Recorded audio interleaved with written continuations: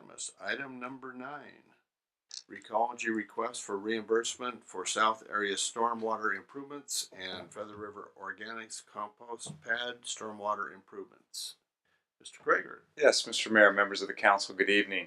The matter before you this evening concerns a request from Recology Yuba City with regard to reimbursements from the city's rate stabilization and capitalization funds. So before I get into the background, I would like to introduce some people who are in the audience this evening related to this matter.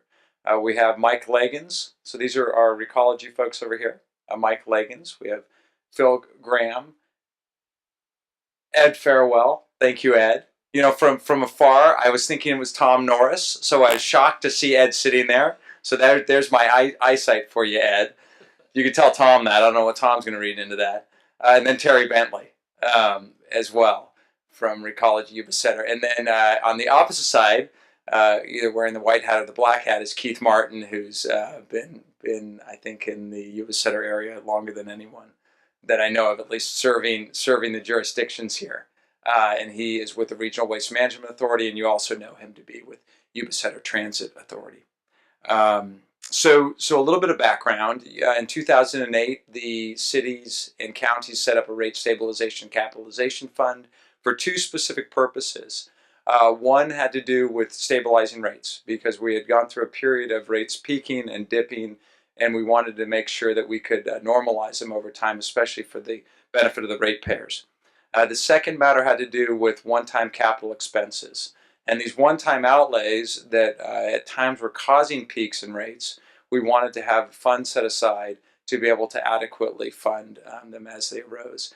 This request concerns the latter, those one-time capital expenses.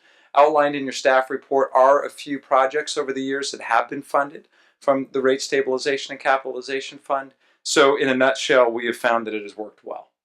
I would like to ask, as part of this, I believe Mike Leggins, the general manager here, has a brief presentation to go over the request for these two items. The request was heard already by the Regional Waste Management Authority. The City of Yuba City keeps our funds in with the new update of our collection service agreement with Recology. We keep a separate fund apart from the others who continue to maintain their funds with the Regional Waste Management Authority. Our share is approximately 42%. So the other jurisdictions did approve the other remaining amount, which is of course is the 58% amount, and that was approved on March 26th. So this is the second stage of it coming before the council, and at this point in time, if it's okay with the mayor, I'd like to ask Mike Leggins to come forward to present. Absolutely. Thank you.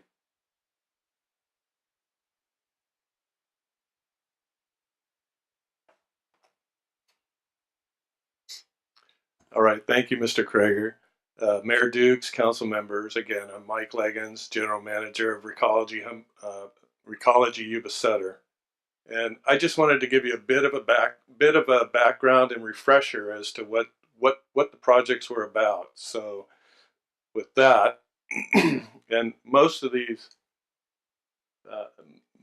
have probably been out at the site, but the projects really relate to, one is the Feather River Organics, and that's kind of the shaded area that's up there in towards the middle. The other part, just to the right-hand side, is the area which we're calling the South Area Work Project. And that's where the transfer station sits, the MRF facility, our offices, the maintenance shop. So those are the two different projects to remember. So the projects are really related to a requirement that the state water resource, the state regional board has required, water boards required of the company. And I didn't put all the projects on this list, but there's a number of them, but these are the major ones. So related to the South Area Work Plan, as we're calling it there, was basically regrading the site, repaving, regrading some of the gravel areas. We also needed to evaluate and repair some of the underground structure piping. And the reason for this is the water board requires that we minimize the amount of infiltration that's going through these areas into the old landfill part. So really the projects are designed to minimize any kind of infiltration. A lot of the projects in the south area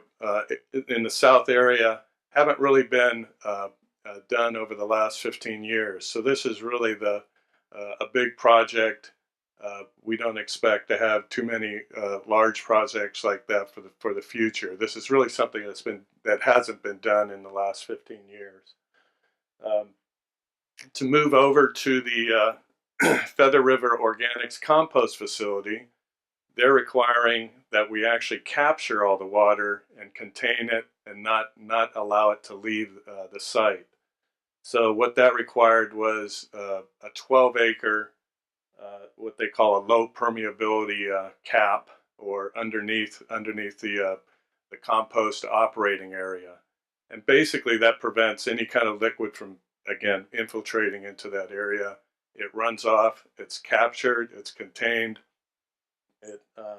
The runoff containment system is basically a bunch of storage tanks at this point, and also it's related to the cost related to this project is all the piping, piping and pumping and valving to contain that liquid. So those are the major ones. There are other projects, mainly ponding and different things like that we needed to clean up. This is actually, in case there's a question, this is what we call the south area that has the transfer station, the office, the maintenance.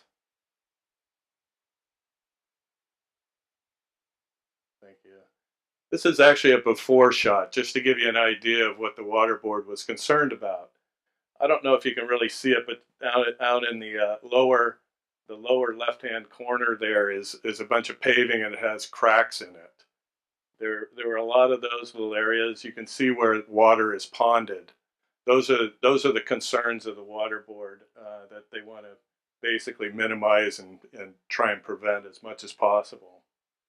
So the project, this is actually in the south area. The project afterwards, after we were completed, thank you, that's the same area, and this is actually during a storm. So you can see that there's no ponding. There's no cracks in the pavement, and that's what we need to maintain. And a lot of this was because the landfill is there. There's a lot of dips and valleys, so all of that was dealt with during that project. This is also another part of the grading in the graveled area, and just to keep the water from ponding, or to maintain that it runs off. Now this is an aerial view of the Feather River Organics project, and I think it's important to note that on all these projects we're always trying to control the project costs as much as possible. This project was done over basically a 9-month period because we needed to continue to operate on the site. So as we did the compost operation, we put in the pad underneath all that. So where you see all those windrows, that's where the low permeability pad was placed. And again, we tried to keep the costs as low as possible. Did a lot with in-house, used a lot of recycled material from the Austin Road landfill, and built very cost-effective pad. So with that provides kind of a general idea of what the major projects were, and they were extensive. They took time. They started kind of late in 2013. Many of those were completed by October of 2014. There's some additional things that we're still doing there, but this was really the major part of the effort related to the request for the funds. So again, we appreciate your consideration for our request. We're happy to answer any questions. And again, as Mr. Krager mentioned, we have some of the other folks that were more involved over that time period to answer any questions. Thank you. Any questions of Mike at this time? Mike, I have a couple questions. Now, with this photo here, the rows at the top, that is composting in progress, I presume. So at the far left is where the finished product is. That's correct. And the green area, is that the cover for the old landfill? Is that That's correct. right? Haven't seen it from this angle before, so it's Yeah, kind of these are recent Actually looks shots nice. of maybe a couple weeks ago, actually.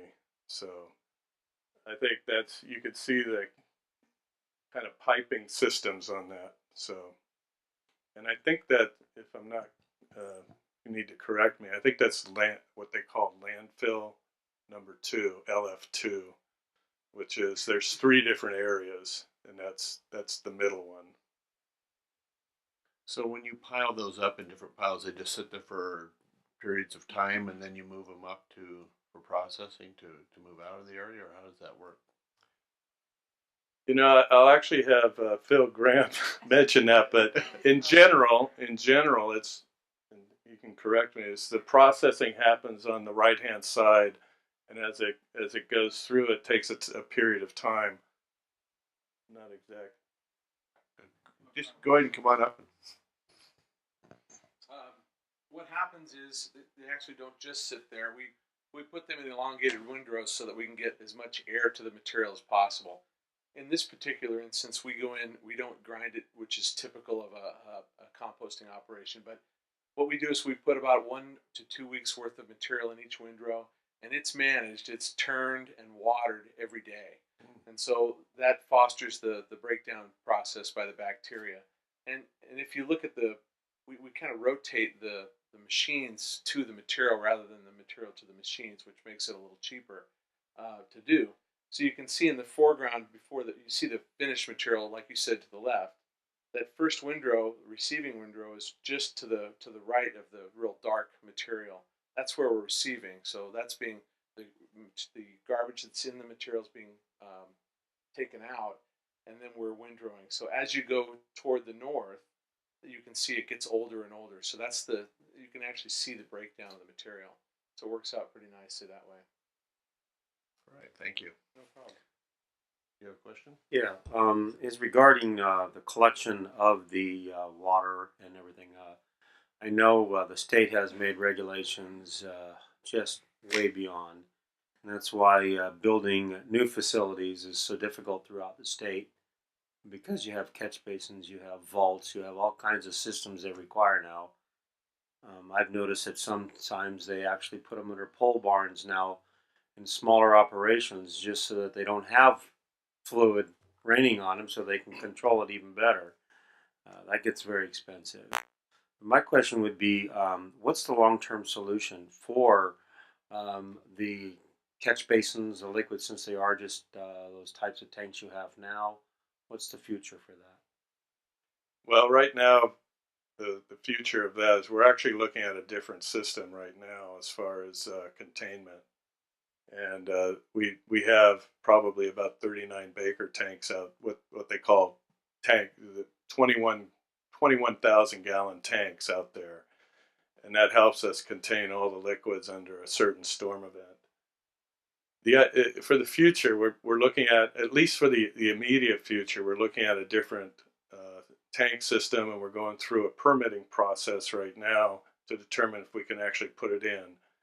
And to use a better, for the lack of a better term, I'm going to call it a doughboy pool almost. And so what that'll do is it'll allow us to spread this system out over a certain area. It'll minimize all the piping and the pumping as much as we're doing now. So that's part of the effort of us. We had to go to this system because you couldn't permit something as quickly as we needed to.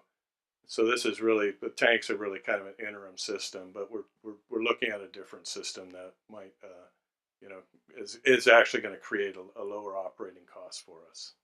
And like I mentioned, that's why some of them are actually putting lower pole barns above some of the stuff, parts of it, so that you don't have that runoff problem when the storms come through, and vaulted in cement vault type things.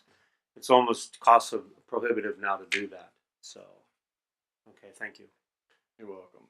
Mike, one other question. You talked about putting water on these to help break this down. Do you recycle any of this water then? Are you able to do that or not? You know, I think it depends on the time of year, but Yeah. Phil, you don't mind- Phil can answer that question. We actually do, the water that we do collect is either discharged to the sewer system or it's used back on the composting process. So we do that. The issue that we have is with that amount of tanks, and you can kind of see the tanks, but we don't know when the next storm's going to hit. So we need to have the full freeboard or the capacity of those tanks. So it's kind of difficult to do that all the time in planning it. But yeah, we do use as much as that as we can back on the compost. So we actually collect the stormwater and use it. All right, thank you. All right. And any other questions? All right. Is there anyone from the public that would like to speak on this item? Jackie Silman just came in. Maybe she'd like to say a few words. She probably would, yeah. All right. Recycle, reuse, repurpose, right? Yeah. The 3 R's. So I'll entertain a motion at this time. So moved. All right. I'll a second motion and a second. Any further comments or questions? All right. All those in favor say aye. Aye. Aye. Opposed? Motion carries unanimously.